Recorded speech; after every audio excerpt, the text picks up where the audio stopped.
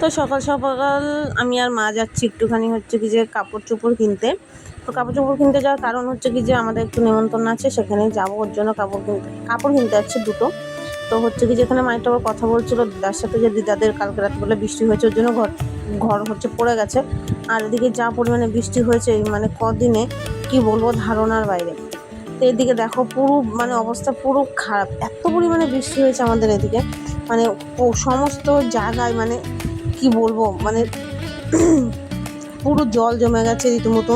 কিছু কিছু মানুষের বাড়ির উঠোনে পর্যন্ত জল চলে এসছে। তারপরে মার আমি হেঁটে হেঁটে একটু যাচ্ছিলাম হচ্ছে কি যে আমাদের পাড়াতেই একজন কাপড় বিক্রি করে, ওনার বাড়িতে কাপড় নেওয়ার জন্য। তো কাপড় নিতে যাওয়ার আগে তোমাদেরকে আমি দেখাচ্ছিলাম যে আমাদের বাড়ি আসতে গেলে এরকম হচ্ছে কি যে টোটো স্ট্যান্ড আছে, তো আমাদের বাড়ি থেকে আস্তে আস্তে অনেকটা টাইম লেগে যায় এখান থেকে টোটো ধরতে হয় আমাদের বাড়ি যাওয়ার জন্য। এটা মেন রোড না, এটা হচ্ছে চলে যাচ্ছে হচ্ছে কি তোমার কল্যাণের দিক চলে যাবে এই রাস্তাটা। আর এটা হচ্ছে আমার একটা বোনের বাড়ি, এটা একটা বোন বলতে এটা আমার নিজের মাসির বড় মেয়ের বাড়ি। তো আমি আর মা যাচ্ছিলাম হাঁটতে হাঁটতে কাপড় কিনতে। তো মাকে আবার বলছিলাম তুমি আগে আগে যাও, গিয়ে দেখো মাসি বাড়ি আছে নাকি, কাপড় তো নেবো। আর আজকে আমাদের বিয়ে ছিল হচ্ছে কি যে একজন মুসলিম বাড়িতে। তো আমাদের এখানে হিন্দু বাড়িতেও যদি কোনো অনুষ্ঠান হয় তাদেরকেও মুসলিমদের বলা হয়, আর মুসলিম বাড়িতেও যদি কোনো অনুষ্ঠান হয় আমাদের হিন্দুদেরও বলা হয়। আমাদের মধ্যে ওইসব জাত ভেদাভেদ আমাদের মধ্যে নেই। আর আমি এই কাপড়টা দেখছিলাম যে এই কাপড়টা, মাকে বলছিলাম যে মা এই কাপড়টা খুব ভালো লাগছে, তুমি এই কাপড়টা নাও। তা মাসি আবার বলছিল যে মাসি আর মা জোনাদের মধ্যে কাপড় দেওয়ারও আবার একটা নিয়ম আছে। কেমন নিয়ম সেটা আমি জানতাম না, সেটা আমি নেওয়ার পরে জানলাম। তো মা আমাকে রাস্তা দিয়ে বলতে বলতে যাচ্ছে যে হচ্ছে যে নিয়ম হচ্ছে ওনাদের কাপড়ের কোনো পাখি বা কোনো কিছু ঢাক ঢোল এইসবের কোনো ছবি বা কিছু থাকলে ওনারা এই কাপড় দেওয়া যায় না বা ওনারা পরে না। না পরার কারণ সেটাও মাকে জিজ্ঞেস করলাম, বললো কি যে মা যে এটা পরলে নাকি ওনাদের নামাজ হয় না। তো এটাও একটা নতুন অভিজ্ঞতা ওনাদের ক্ষেত্রে। যদি আমার কোনো নেমন্তন্ন আসে তো এরকমভাবে আমাকে শাড়ি জিনিসপত্র কিনতে হবে। যে বাচ্চাটাকে দেখলে সে বাচ্চাটা ওনার নাতি, খুব সুইট, বলছে এই কাপড়টা নাও এই কাপড়টা নাও। মাসিকে আবার জিজ্ঞেস করছিল যে মাসি এরকমও কোনো নিয়ম আছে? তা মাসি বললো যে হ্যাঁ মা, আমাদের মধ্যে তোমাদের যেরকম পাখি হাতির ছবি থাকলে শাড়ি পরে পুজো পাঠ করে, আমাদের মধ্যে এগুলো হয় না, আমাদের মধ্যে নামাজটা হবে না। তো আমি এখন ওনাদের মধ্যে রয়েছে এই নিয়মটা, ওর জন্যই হয়তো বললো। তো যথেষ্ট ভালো নিয়ম সেটা ওনাদের ক্ষেত্রে। তো এই যে কাপড় নিয়ে বাড়ি যাওয়ার সময় এই যে আমার দুই বান্ধবীর সাথে দেখা হলো, এটা হচ্ছে আমার বান্ধবী আর পিছনে হচ্ছে বান্ধবীর যা। তো ওরা আমাকে জিজ্ঞেস করছে কোথায় গেছিলো, তাই আমি বললাম যে কাপড় কিনতে গেছিলাম, একটা বিয়ে আছে। তো আমি জিজ্ঞেস করলাম তোরা কোথায় যাচ্ছিস, তো আমাকে বলছে যে আমি পাখাটে কিনতে যাচ্ছি, তুই যাবি? তা বললাম না আমি যাবো না, তুই যা। আমাদের গ্রামে এটাই প্রচুর সমস্যা, মানুষের পাখাটি লোকের বাড়ি থেকে কিনতে যায়। এক একটা পাখাটির আটি জানো কত করে, 100 টাকা নেয়, 80 টাকা নেয়। ভাবা যায় যেখানে মানুষ আগে 2 টাকাতেও আটি পেত।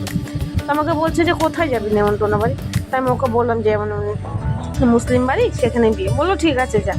তা বললাম ঠিক আছে তোরাও যা, তাহলে আমিও বাড়ির দিক যাই। তো বলতে তোরা বলছে তাহলে তুই নাই আয়, আমি বললাম না আমি যাবো না, তোরা যা। বলতে বলতে ওরা চলে গেল, তারপরে আমি এদিকে বাড়ির দিক যাচ্ছি।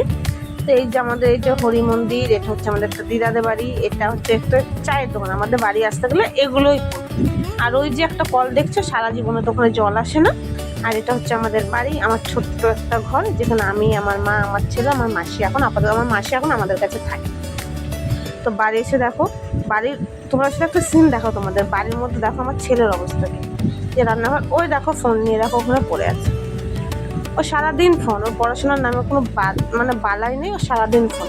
ও যে একটা স্কুলে পড়ে, ওকে যে পড়াশোনা করতে হবে, ওকে আমি বললাম আমি পড়বো না, তুমি পড়ো। আর এদিকে দেখো ঘরের অবস্থা দেখো, আমি এখনো পর্যন্ত মশারিটা খুলিনি, ঘুম থেকে উঠেছি, মা আমাকে বললো এখানে একটু নিজেকেও দেখিয়ে নিলাম যে এই কাজগুলো এখন আমাকে করতে হবে। সারাদিনের এটাই হচ্ছে কাজ। আর এই দেখো, হ্যাঁ তোমার ঘর দর গোছানো হয়ে গেছে, তারপর তোমাদেরকে আমি দেখাচ্ছিলাম। এই দেখো আমাদের ঘরের এই যে টিনের ফুটোগুলো দেখা যায়, এখন ঘরটা অন্ধকার থাকে আমাদের দিনের বেলা। তো বিছনার চাদরটাও একটু কাচতে দেবো বলে তুলেছিলাম বলে, ওর জন্য দেখলাম না। আর বাইরে দেখো অবস্থা, দেখো কি অবস্থা, পুরো মেঘলা হয়ে রয়েছে। আর এইদিকে কিছু জামা প্যান্ট কেচে দেওয়া হয়েছে, এখন ধোয়া হয়নি। এদিকে অবস্থা দেখো, এই কাজগুলো সব এখন আমাকে করতে হবে। তার মধ্যে হঠাৎ চলে আসলো বৃষ্টি, আর বৃষ্টির মধ্যে এনার অবস্থা দেখি এখন খেলাই ব্যস্ত বৃষ্টির মধ্যে। ওনাকে একটু বকলাম তো উনি শুনলো না। তারপর আমি জামা প্যান্টগুলো কেচে দিয়েছিলাম, সেগুলোও শোকায়নি, সেগুলো ওইভাবে মেলে রেখে দিয়েছি।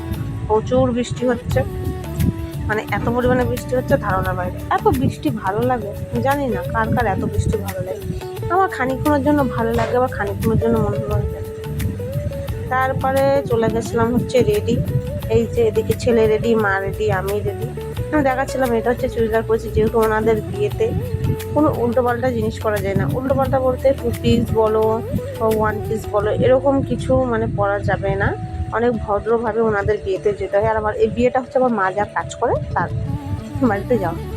আর তারপরে আমরা রেডি হয়ে চলে গেছিলাম ওনাদের বিয়ে বাড়িতে। এই যে আমাদের খাওয়া দাওয়া শেষ করে আমরা বসে আছি এখন। অনেকে হয়তো বলবে যে তোমরা কি মুসলিম বাড়ি খাও? হ্যাঁ, আমরা খাই। কেননা তারা অনেক ভদ্রভাবে পরিষ্কারভাবে রান্নাবান্না করে, ওর জন্য আমরা খাই। ওনাদের মধ্যে সেরকম কোনো মানসিকতা নেই যে মানুষকে তারা উল্টোপাল্টা কিছু খাবে। তো এদিকে আমি ছেলে এদিকে খেয়ে টেয়ে বসেছিলাম, তো আমি একটু দেখাচ্ছিলাম যে হচ্ছে এই যে কেমন লাগছে আমাকে।